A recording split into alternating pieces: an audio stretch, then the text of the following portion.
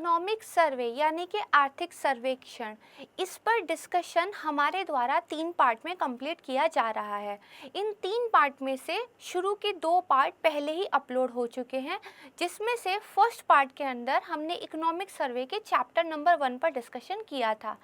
जो chapter number 2 था वो पार्ट 2 के अंदर हमने कंप्लीट किया है। चैप्टर 1 और 2 के तहत हमने काफ़ी डिटेल एनालिसिस सर्वे का किया है, जिसमें हमने charts, figures, facts, data in सबको कवर करते हुए काफ़ी सारी कॉन्सेप्ट्स को भी समझाने की कोशिश की है। अगर आपने अभी तक वो दोनों वीडियो नहीं देखे हैं तो उनको आप ज़रूर देख लीजिएगा।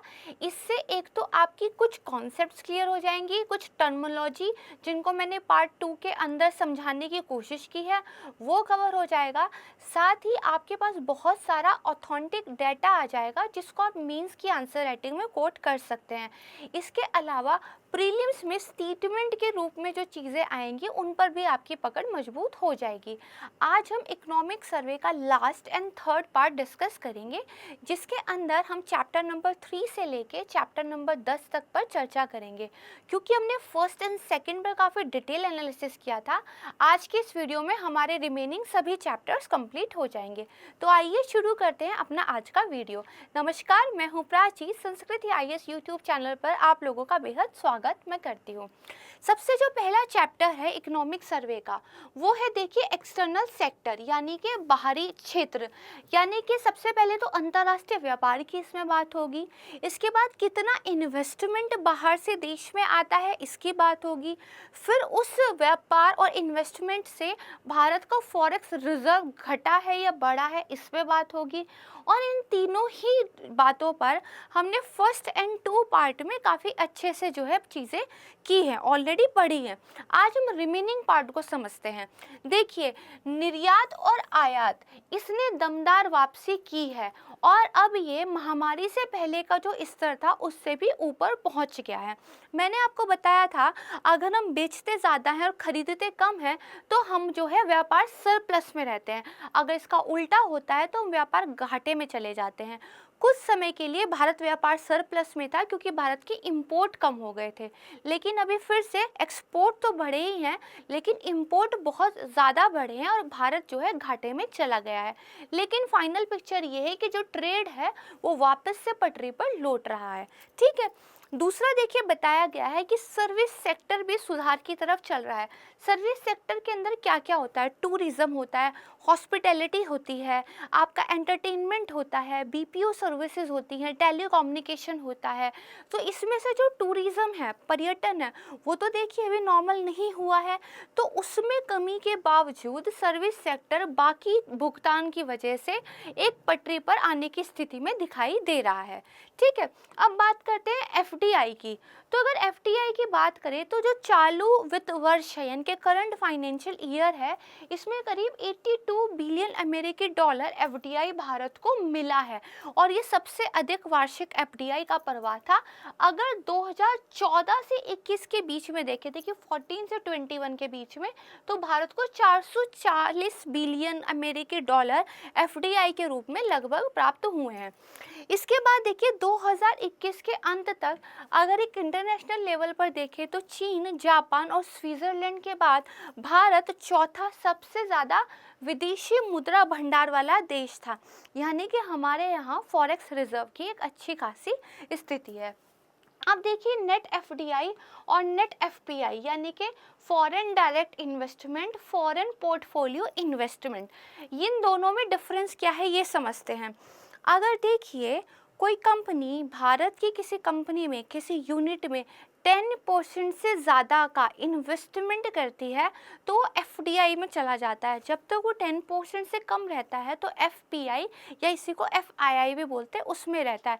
यानी कि जैसे ही आप 10% तक का निवेश करना शुरू कर देते हैं तो फॉरेन डायरेक्ट इन्वेस्टमेंट हो जाता है। इसके लिए आपकी एक अलग मंजूरी, एक अलग प्रक्रिया होती है, एफआईआई के लिए एक अलग तरीका होता है। ठीक है, इतना ज़रूरी आपके समझने के लिए। देखिए, जब आपका फर्स्ट लॉकडाउन लगा तो उस लॉकडाउन से जस्ट पहले, क्योंकि थोड़ा नेगेटिव एक आप बोलते हैं ना इमोशन हो गए थे कि कोविड आ गया है, अनसर्टेनिटी हो गई थी, पता नहीं क्या होगा, तो ये देखिए कितना ड्रॉप हुआ है। देखिए एफडीआई थोड़ा सा क्या है, स्थायी होता है, क्योंकि जब आप ज़्यादा इन्वेस्टमेंट करते हैं तो निकालने में भी टाइम लगता है, कहीं ना कहीं आप स्वामित्व कंपनी का ले रहे हैं।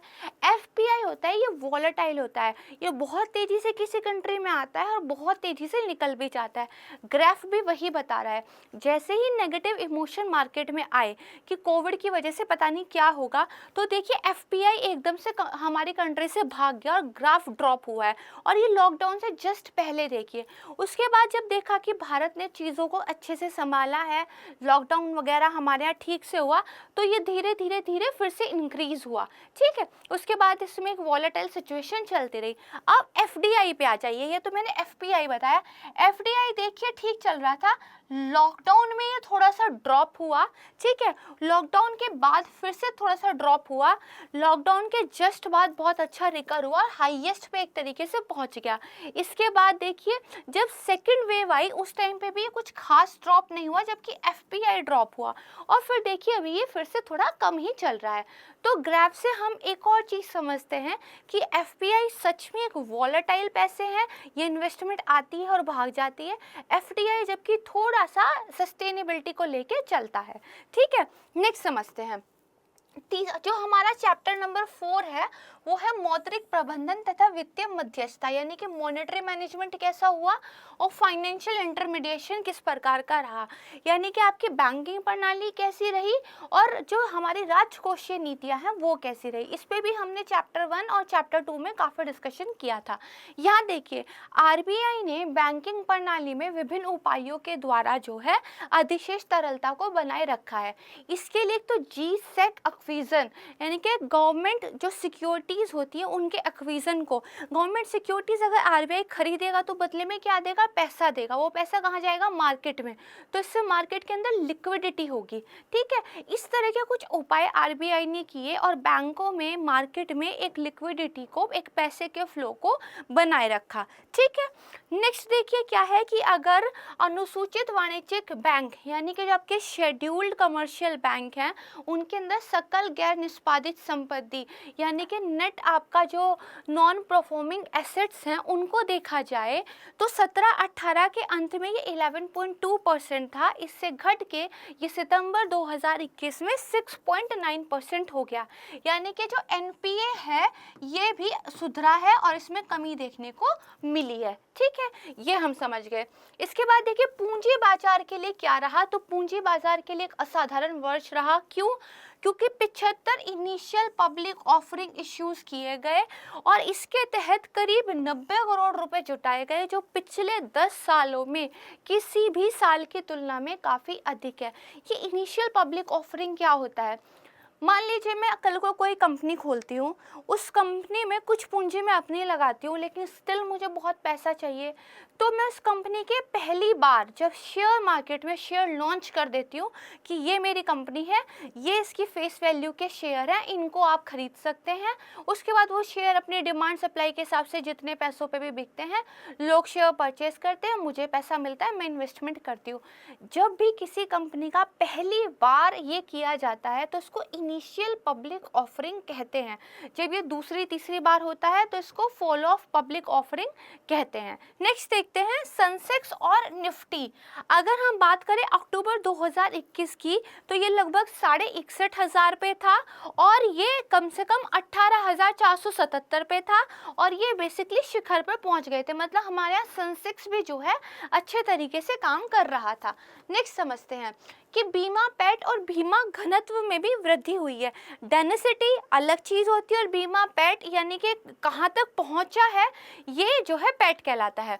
तो बेसिकली देखिए, जो जीवन बीमा की अगर बात की जाए, लाइफ इंश्योरेंस की अगर बात की जाए, तो इस मामले में भारत अंतर्राष्ट्रीय औसत के बराबर है, जबकि गैर जीवन बीमा यानी कि जो आपके बेसिकली नॉन लाइफ इंश्योरेंस होते हैं या अदर लाइफ इंश्योरेंस होते हैं, उसके मामले में भारत जो है थोड़ा सा पीछे है।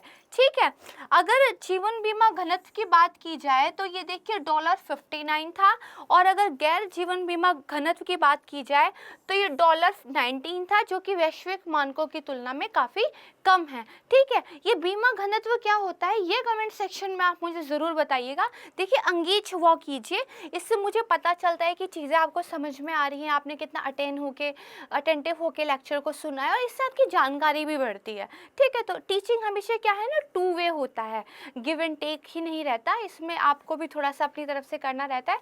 तो बीमा घनत्व क्या होता है, ये आप मुझे कमेंट सेक्शन में बताएंगे। नेक्स्ट देखिए, यहाँ पे टॉप की 3 एक्सपोर्ट कमोडिटीज़ कौन सी रही थी वो बताई गई है, यानी कि हमने किन 3 चीज़ों को ज़्यादा बेचा। तो सबसे पहले देखिए पेट्रोलियम के प्रोडक्ट्स। इसमें आप कंफ्यूज होने की ज़रूरत नहीं है कि हम तो हमेशा बात करते हैं कि हम पेट्रोल को बाहर से ख़रीदते हैं। देखिए, हम कच्चा तेल बाहर से ख़रीदते हैं, हमारे यहाँ रिफाइनरीज़ है, फिर उस कच्चे तेल को, क्रूड ऑयल को जो है हमारे यहाँ रिफाइन किया जाता है, उससे फिर पेट्रोलियम के प्रोडक्ट्स निकलते हैं। आपने देखा होगा क्रूड ऑयल को जब रिफाइन करते हैं उससे कम से कम 6-7 प्रोडक्ट निकलते हैं, फिर उनको हम वापस से बेचते हैं। तो हमारे यहाँ एक्सपोर्ट इंपोर्ट में भी पेट्रोलियम आगे है, लेकिन एक्सपोर्ट में भी आगे है। फिर उसके बाद पर्ल, प्रेसिशियस, सेमी प्रेसिशियस स्टोन्स जो हैं, ये नंबर 2 पे हमने बेचे हैं।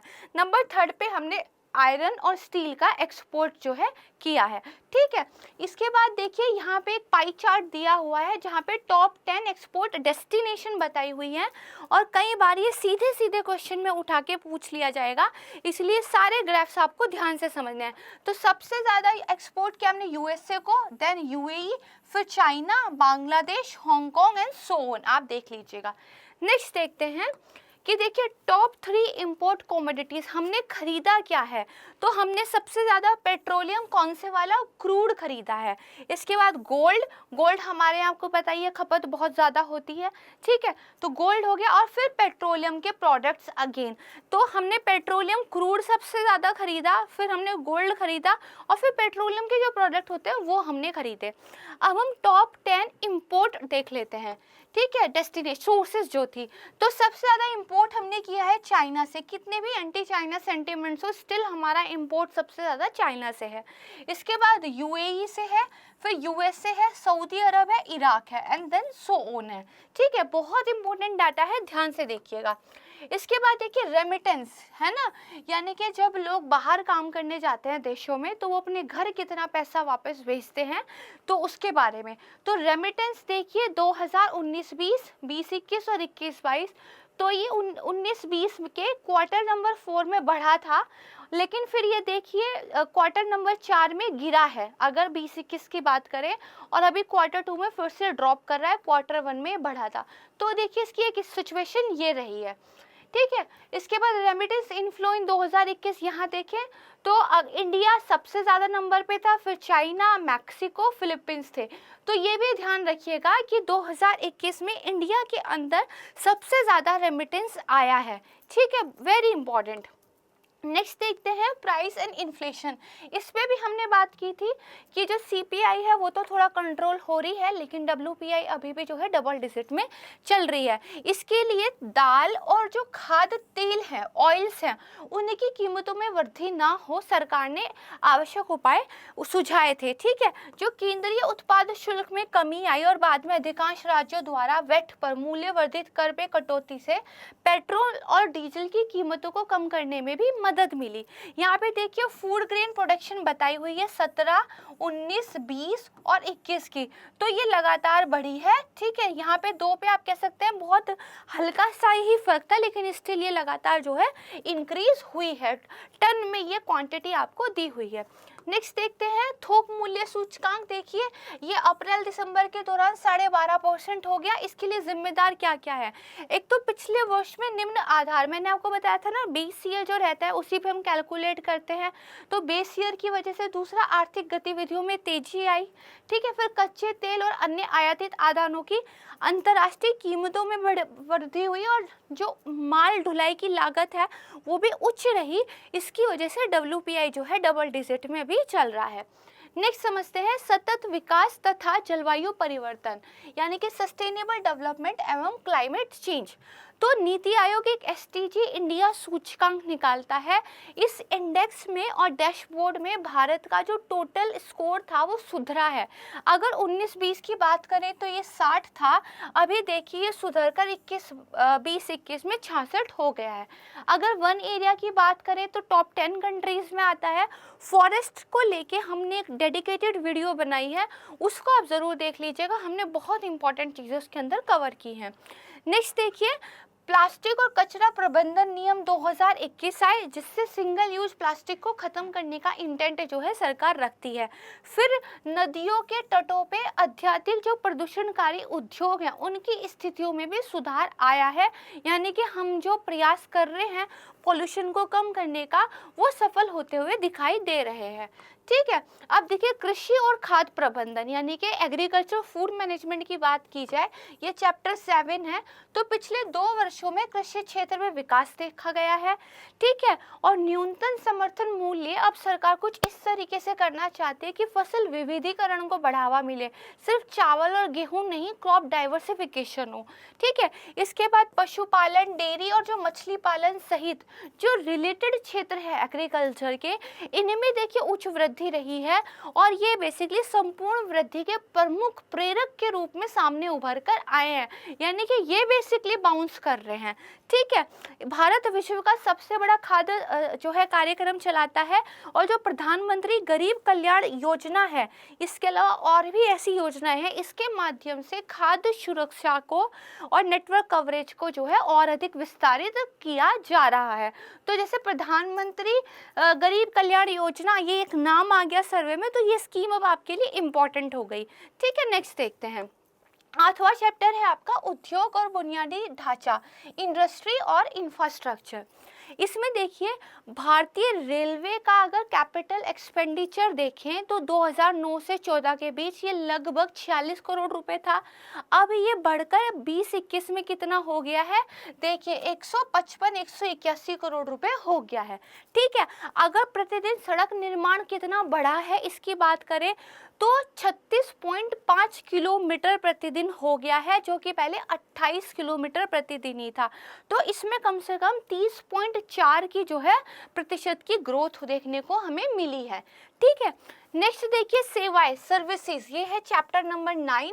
अगर हम सेवाओं की बात करें तो GVA ने देखिए यानी कि जो ग्रॉस वैल्यू एडेड होता है उसने महामारी से पूर्व का जो स्तर था उसको प्राप्त कर लिया, जबकि ये सबसे ज़्यादा हिट सेक्टर रहा था। व्यापार हो, परिवहन हो, इसके अलावा जो कॉन्टेक्ट इंटेंसिव सेक्टर है जहाँ पे संपर्क लगता था आपस में जो है, क्योंकि अभी जो महामारी आई इसमें संपर्क ना हो इस तरह की चीज़ें रखी गई। तो जो व्यापार है, परिवहन है, जो कॉन्टेक्ट इंटेंसिव सेक्टर है, इनका GVA अभी भी देखिए नीचे ही बना हुआ है ना। इसमें से टूरिज्म भी एक आ जाता है। ठीक है, हवाई और रेल यात्रियों के व्यवहार में धीरे धीरे जो है वृद्धि हो रही है, जो ये दर्शाता है कि पहली लहर का प्रभाव दूसरी लहर से कहीं अधिक था। ठीक है, नेक्स्ट बात करते हैं हमारी, तो इसमें बताया गया है कि जो IT BPO क्षेत्र है उसमें टेलीकॉम जो विनियम थे उनको हटाना कुछ सुधार किए हैं, जिसमें से पहला है कि कुछ रेगुलेशंस को हटाया गया है। दूसरा, अंतरिक्ष क्षेत्र को प्राइवेट जो है सेक्टर के लिए खोल देना शामिल है, यानी कि इस तरह के उपाय किए जा रहे हैं। इसकी वजह से देखिए सॉफ्टवेयर और IT सेवा निर्यात के लिए वैश्विक मांग बढ़ी है और इसमें जो है मजबूती आई है। अगर भारत, अमेरिका, चीन के बाद जो है स्टार्टअप के मामले में देखा जाए तो इंडिया तीसरा सबसे बड़ा स्टार्टअप इकोसिस्टम अब बन गया है। ठीक है, यहाँ पे स्टार्टअप्स की संख्या देखिए बढ़ी है और बढ़कर कितनी हो गई है, लगभग 14,000 हो गई है। इसके अलावा जो यूनिकॉर्न स्टार्टअप्स होते हैं उनकी संख्या में भी इजाफा हुआ है। ठीक है, अब देखिए हमारे सर्वे का लास्ट चैप्टर जो कि 10th है, सामाजिक बुनियादी ढांचा और रोजगार यानी कि सोशल इंफ्रास्ट्रक्चर एंड एम्प्लॉयमेंट। तो देखिए अर्थव्यवस्था का पुनरुत्थान हुआ, इसके लिए रोजगार सूचकांक जो है अंतिम तिमाही के दौरान फिर से पूर्व महामारी के स्तर पर आ गया है, यानी कि इसके अंदर जो है सुधार देखने को मिला है। रोजगारों में औपचारिकीकरण बढ़ा है। मैंने आपको बताया था ना कि जो ईपीएफओ का डाटा है वो उसने हमें बताया है कि रोजगार के अंदर जो ऑर्गेनाइज सेक्टर है इसके अंदर इनरोलमेंट जो है पेरोल पे अधिक देखने को मिल रही है, वहाँ से ये हमें पता चला है।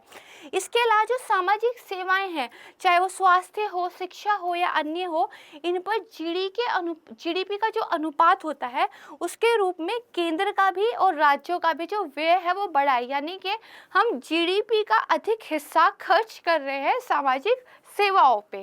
ठीक है, तो ये वाली चीज़ समझ में आती है। तो ये जो है हमने 10 के 10 चैप्टर बहुत अच्छे तरीके से कवर कर लिए। मुझे नहीं लगता इससे ज़्यादा कुछ आपको सर्वे में पढ़ने की ज़रूरत है, ये मोर देन सफिशिएंट है। बस शर्त यही है कि तीनों ही पार्ट को आपने ध्यान से सुन के समझ के कवर किया हो। तो आज के लिए बस इतना ही। मुझे उम्मीद है कि वीडियो आपको पसंद आया होगा।